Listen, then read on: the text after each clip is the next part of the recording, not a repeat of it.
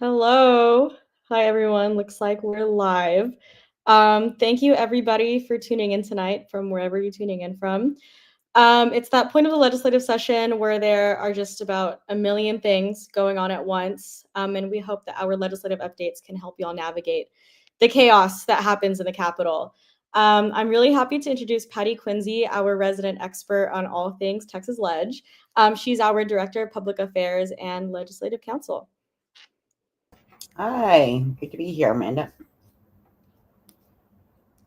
So let's start talking about what went on today. There's a lot going on right now, but the thing that's making the biggest news right now was the really bad voucher bill that was voted out of the House Public Education Committee today, exactly along party lines. And this is a bill that is fraught with all kinds of problems, including a serious, serious threat to the teacher retirement system. The initial bill that was filed had an actuarial statement from the teacher retirement system saying if so much as 1% of teacher payroll declines because of a voucher, and we know that if 10 or more students leave a classroom, that a person gets laid off, likely a teacher, that could have catastrophic effects on the teacher retirement system. So that unfortunately did make it out of committee, but not without some delay. It initially was scheduled to be heard on Tuesday, but because the chairman could not get the runs for what every single school district in Texas would receive out of the House Bill 2, which is the major school finance bill that's kind of, informally tied with the voucher bill. So that was delayed, and that was also heard today. Now, that bill, while it does get the basic allotment up to $6,500 from the current $6,160 and $40 right now, that makes a big improvement, but it still has a lot of problems in it. For one thing, it excludes, for some reason, we're still trying to get to the bottom of this.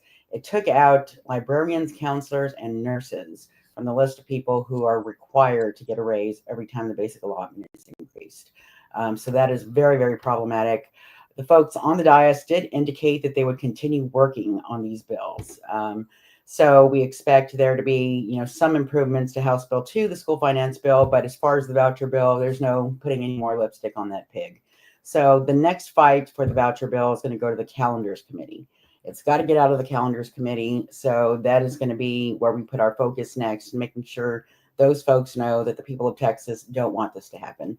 Something else that was really noteworthy about the House Public Education Committee meeting today is it was not live streamed. It's held in a very fancy, nice room that is well equipped with working cameras. But for some reason, and the chair did not give a really good reason other than the rules don't require every meeting to be live streamed, it was not live streamed. So fortunately, there were a variety of media outlets that did have cameras there. So people had to kind of scramble and find somewhere on Twitter or a link on YouTube to look at this. But it just goes to show how this is not something that's being done above board. This is not something that the legislature is very proud of doing. Otherwise, it would have been out in full daylight.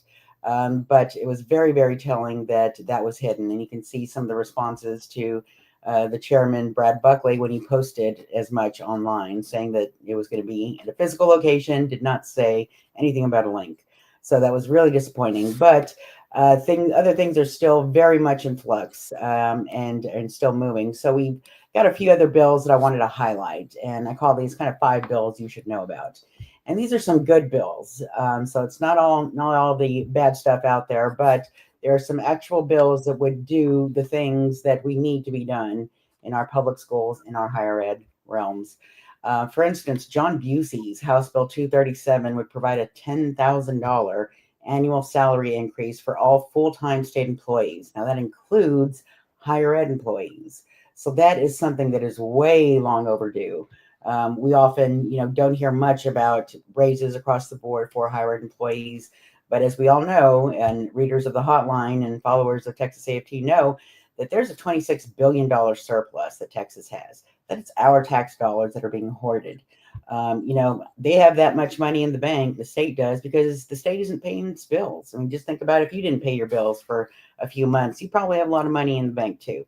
That doesn't mean the state's doing anything right. It means underfunding our schools. So this is something that that we're still struggling against, but seeing a bill that has a real sizable raise for higher ed folks is something that is long overdue and very, very welcome. House Bill 393 by John Busey is another good bill by John Busey. He's a good friend to public ed, and he would repeal Senate Bill 17's so-called DEI ban in higher ed.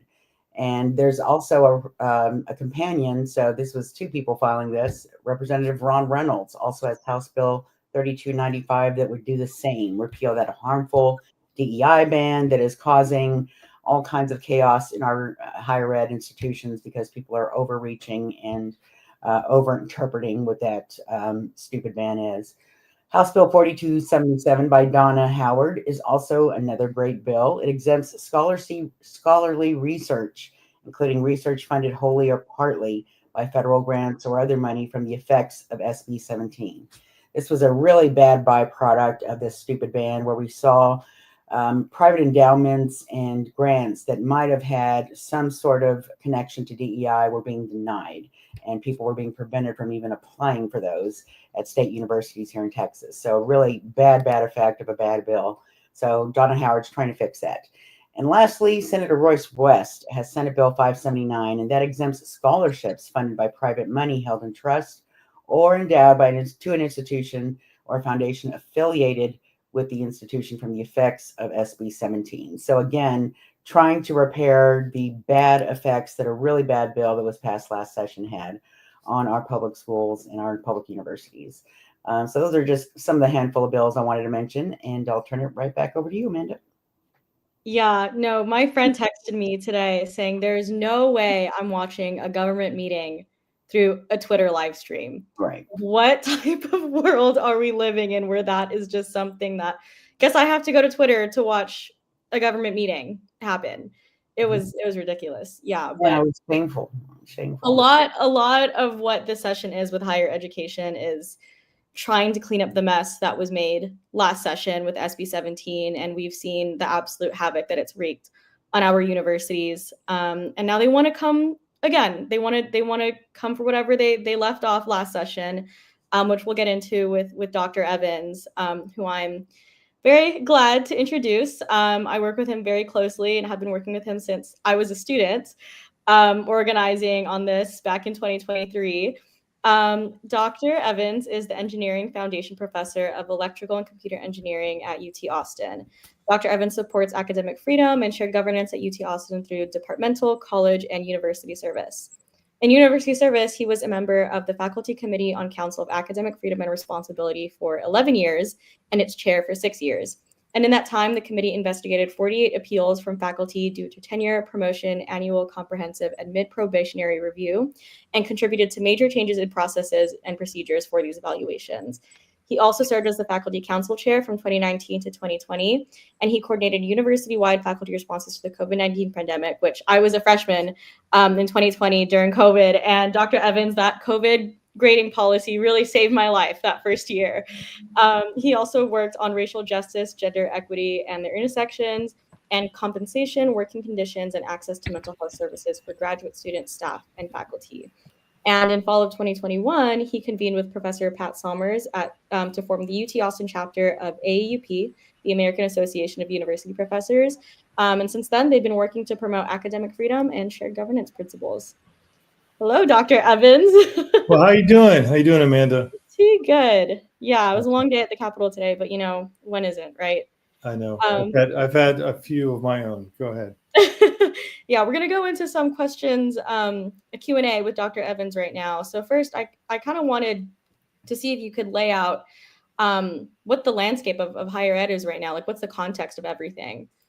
Well, first, let me say how valuable higher education is, and of course, it starts with our students and all the wonderful things that they do while they're in our, community colleges, universities, and health institutions, and of course, what they do after they graduate. I want to say it's a very we've got a big state, and our, community colleges serve the whole state. Our health institutions serve the whole state, every county. Our public universities are in a lot of counties as well. So this is, really great. There are 1.5 million students right now seeking a degree or certificate in our higher education institutions. 90% are at public, community colleges, universities, and health institutions. I think in addition, a lot of folks may not know this, but there are 500,000 high school students taking dual credit classes. This is one of the many places that public K through 12 connects directly with public higher education.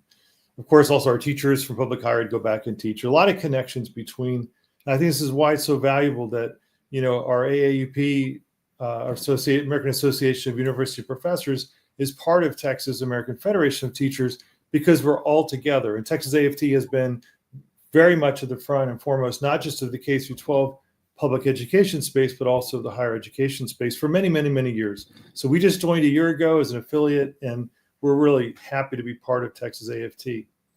I also wanted to add, a lot of folks don't know their healthcare likely is anchored in one of the health institutions. 1 out of 2 Texans receive their outpatient treatment from a higher education health institution. They run a lot of clinics in all 254 counties in Texas. Also, 1 in 7 Texans that go in for a procedure at a hospital go to one run by one of our health institutions. So this is affecting everybody's daily life for the better, no matter what you do. Yeah, I think when they're writing these higher ed bills, I think they fail to consider that health institutions and medical schools are also part of that system. And they're going to have to end up following the exact same things that UT Austin's having to do. So you got to take that into consideration, because at this point, people's lives are also at stake, and it's patients that we're talking about. Absolutely. Yeah. So what are some of the main issues that Texas AUP is focusing on this session? Yeah, there are really 4 of them right now. And again, this is for all of our higher education institutions. The laws and bills are mostly aimed at public higher education, but some of them also affect private institutions as well. The 4 issues we care about: we really want students to have the freedom to learn in all different settings, in the classroom, in labs, in student orgs, in extracurriculars of all kinds, also their work experiences on campus, undergrad and graduate students and professional students. But in order for students to have the freedom to learn, professors and other instructors have to have the freedom to teach. We have to have the freedom in the classroom, in the lab setting, in a student org, wherever the conversation is happening, that we have the freedom to express our thoughts, our views, so that in helping students discuss their thoughts or views. I mean, could you imagine? Well, we'll talk about what could possibly happen with some of the bills. So that's number 1. Number 2 is the freedom to conduct research and innovate. This is going to be in the lab setting. It's going to also be in the classroom to some extent. It will be also just in people's imaginations and brainstorming together across all fields. So we're very concerned about these things as well. We also want the freedom that comes with the research and innovation to be able to explain, express, and share our ideas freely with the whole state of Texas and the whole country and world while we're at it. The third thing is economic security and tenure. You really, as a faculty member, can't proceed and do your job if you're worried about getting fired the next day or even the same day. You really need a commitment of long-term employment. So we're talking not just 1-year contracts, but 3-year, 5-year, 7-year, and of course, when earned tenure, which would be continuous employment. These longer term, employment securities let the faculty members take on, some big things like supporting and developing curriculum. It has to go for 8 years, making sure that you have enough instructors to offer the classes the students need to finish up and graduate. They also long-term research projects. Some research takes 10, even 20 years to complete sometimes. You can't do that on 1-year contracts or even 3-year contracts, quite honestly. External grants, research grants typically are 5 years, some are 10, and there are even some that are 20 years from federal government and other sources. The fourth thing is faculty voice and decision making. We also want students to have a voice. We want staff, we want administrators, we want every member of the campus community to have a voice, have the opportunity to share their thoughts, develop ideas, share them with the president, ultimately through other administrators sometimes as necessary, so the president of the institution can make an informed decision that benefits the entire community. So those are the 4 big things. Again, freedom to teach and learn, freedom to research and innovate, economic security and tenure, and faculty voices in decision making. Yeah, thank you for that, especially on that last point. That brings me right into the next question. SB 37 is Lieutenant Governor Dan Patrick's priority bill for higher education. We've had a lot of experience with this bill. There's a new version of it actually that dropped today, the committee substitute. They actually managed to make it much worse than it originally was, which is kind of hard to do. Unbelievable, yes.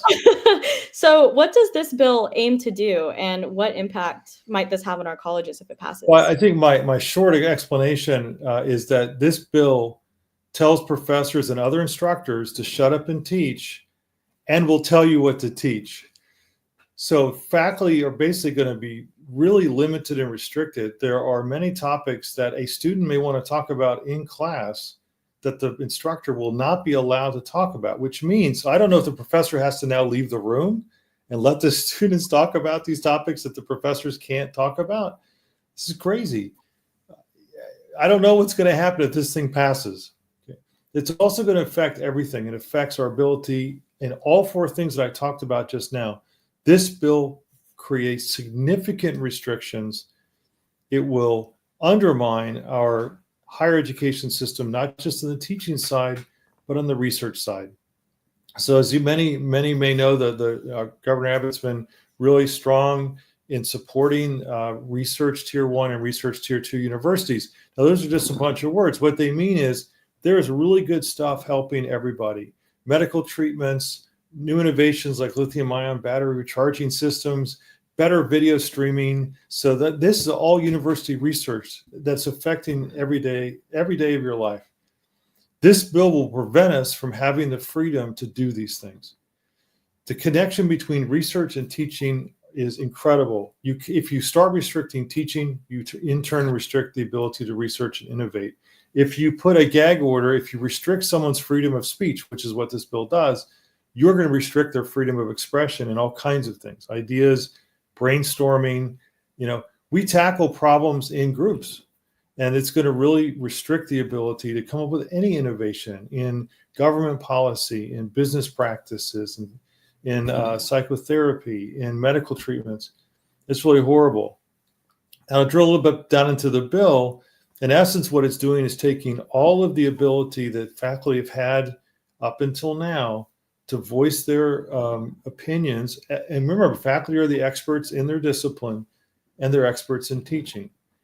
This bill would take all those voices away and let bureaucrats appointed by either the governor or elected locally, which I'm all for local elections, but these are folks that are supposed to be running much larger issues that are system level, statewide issues, not down into how is a computer engineer going to talk about algorithms to a student. That's the kind of micromanagement we're talking about. Or how do you teach the Constitution? How do you teach democracy? I mean, this is the kind of micromanagement that this bill comes with. So faculty not only lose all their voices, they now get told down at the level of topics in their curriculum, on their course syllabus, day to day, what they should be teaching and how to teach it from people who do not know the discipline and from people who do not have teaching experience. It is really a devastating bill in all ways. Part of the muzzling is also faculty do have elected representation in their faculty senates. That also would be gone. There would be an administrative takeover in the deliberation of this faculty, of that kind of faculty body, which brings together students, staff, and faculty and administrators into kind of discussions, brainstorming to give really good and informed advice to the president. The president of the institution always makes the final decision. No one can override that at the university. They make the final call. But we want to provide enough information for the president to come up with a good decision that benefits the entire community. Yeah, thank you. I mean, it is an omnibus bill. They are just trying to put in as many restrictions as they can into this one bill. And there are hundreds of bills actually right now dealing with higher ed. Hundreds have been filed this session, and many of them deal with exactly this, suppressing faculty and students' rights to academic freedom. So what are some other bills that Texas AUP is advocating against right now? Well, we have a bill tracker, and I know we'll have the link up a little bit later. You're right, there are hundreds of bills that have been filed, and I'll mention some other ones. Now, this Senate Bill 37 is an omnibus bill, which means it's got a whole lot of other smaller bills kind of packaged into one kind of Death Star of a bill for higher education. Okay, so I know. So this will just obliterate higher ed. It's very sad. Now, so there's some small bills that are coming out of this that or went into it. And so for example, there's a bill that would essentially dismantle at least the freedom and the representation of faculty in their faculty senates. So there's a version of that, which is Senate Bill 1489. There's also another bill that would allow or actually empower and require the board of directors, the board of regents, board of trustees. These are the bureaucrats operating at a very high level. 9 of them for the UT system for 14 campuses and 200,000 people. So they would make the decisions on hiring all of the administrators. This is 100 department chairs, for example, just at UT Austin. So you've got 14 campuses in the UT system, for example, 10 campuses in the Texas A&M system. I'll soon to be 11 given today's hearing. So this is Senate Bill 452. So why is this a big deal? The department, the chair, anyone that's gone to college, doesn't community college, whatever, you were enrolled in a department, or you're at least aware of this, and that department is everything. It's the student life, it's the classes offered, it's the student organizations, it's the hiring of faculty, staff, it's the appointment of student workers, it's managing a very large department. You really need someone that has all those skills. You need someone who's a good faculty member in teaching and research and service, someone that understands the role of staff and respects them, understands teaching, student learning, and of course the administration of a university.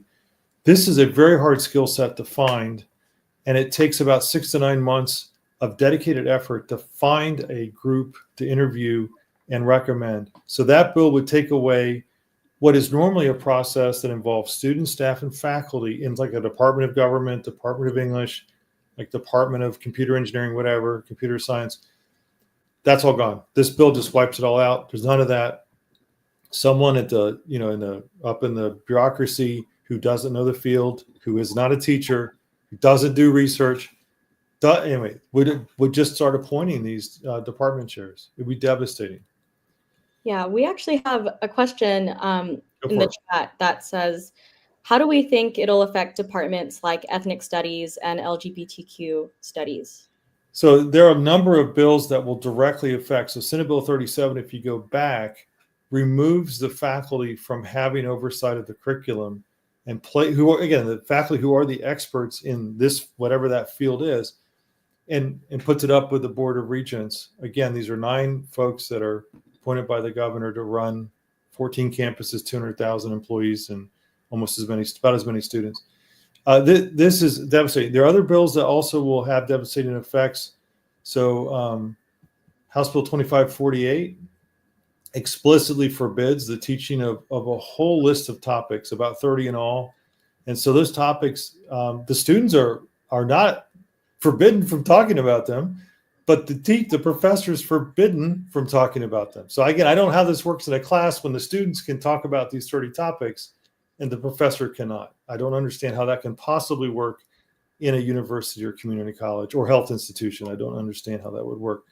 So the topics that are banned include race, racism, microaggressions, social justice, just a whole bunch of topics that the professor can't talk about, even if the student wants to. The student can talk about it, but the professor cannot. And if they do, they can be fired. So that's true in core curriculum. That bill, House Bill 2548, would say that if you're going to talk about, the professor will talk about those in other classes like electives, it doesn't count on their teaching load or promotion. So they teach it for free, and it wouldn't count toward promotion. There's a lot of other bad bills that are in this vein. There's a number, probably half dozen that are in this category. And that's why we have the bill tracker. And that way you can see all of the bills on one page with an explanation to go along with them. Thank you, Dr. Evans, for putting that together and updating it all the time. You're welcome. So what is AAUP doing to push back against the attacks, and how can people get involved right now? Yeah, but first I invite you to join the Texas AAUP AFT. So we are, because of Amanda's efforts and all the support from Texas AFT, Patty Quincy, you heard from, but there are 40 other, almost 45 other staff that are in addition that are working hard to make sure that we have a daily ground game, daily presence at the state legislature, meeting with legislative offices. And then, of course, we on the AAUP side are part of that. We're working with them. And we also have training, a little bit like this one, and updates. We also train folks to testify. And also, we also brainstorm for handouts and talking points. So please, we have been advocating since the first day of the session. We were there on opening day. We have been advocating for faculty, staff, and students to have the freedom they need to learn, work, and study, grow, innovate, whatever. So please join us. It's at, okay. So the link there is to join AFT. We have a separate link also to join Texas AAUP. So if you're a professor, faculty member, graduate student, researcher, postdoctoral researcher, academic advisor, clinician, librarian, whatever, anyone that needs academic freedom of speech to do your job, please join Texas AAUP AFT. Yeah, now's the time. You know, with all of these attacks going on in higher education, I mean, there's nothing more important and more powerful than having a community of people that we can all lean on each other and fight all these really bad bills together. Thank you. That's the link. So that is the link there now to join Texas AAUP. Texas AAUP has members on 75 campuses. We have chapters on 32 campuses. And we work with the other higher ed locals at Austin Community College and Lone Star College. So we have, a lot of reach across. We reach the whole state. We go from El Paso to Beaumont, right? From Texarkana down to RGV, so Rio Grande Valley. So we cover the whole state in higher ed. Please join us. Yeah, there are also some action committees that you can be involved in, put together by Texas AAUP. And I think there should be a Google form coming out or a link coming out with that. And that's really helpful. Those are active right now. Just today, actually, we had a committee help put together a one-pager on a bill that was being heard today, which was really helpful. And we give that information to the senators and the representatives who use the information in committee to push back against these bills. So really important work being done by professors in those committees. And if you'd like to join and get involved, that's also a really great way of getting and if I can add a last pitch to join, Texas AFT, now that we're a part of Texas AFT, comes with incredible employment protections. This includes liability insurance, legal defense fund, and a whole group of volunteers and full-time staff to help you navigate policies, issues with administration. We got your back. So please join us. Yeah. Thank you, Dr. Evans, for coming on today. It's been a long week. Tomorrow's Friday, at least. So thank you for joining on tonight. And thank you, everybody, for tuning in and joining us today. Like I said, I know it's been really hectic and chaotic, so we appreciate you tuning in. And like I said, I hope that this helps navigate a lot of the mess that's happening in the Capitol right now. So keep following Texas AFT. We are doing a lot on the ground on the Capitol and both in schools. So thank you so much for joining. And I hope you all have a great rest of your night and have a good weekend. I'm going to head out now. Without the union, I'm pretty sure we would be in turmoil. I have been employed by the district for more than 23 years, and I am currently homeless. I take care of Texas kids every day, and I make $23,000 a year. I don't want to walk away from my kids, but I have to take care of myself.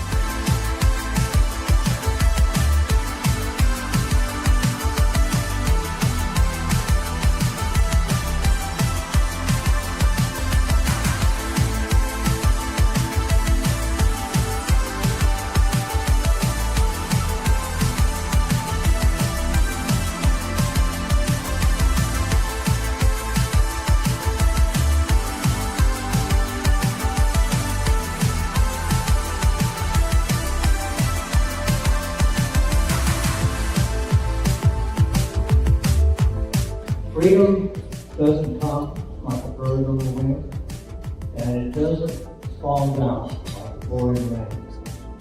Freedom is a hard-won thing, and every generation has to win it again.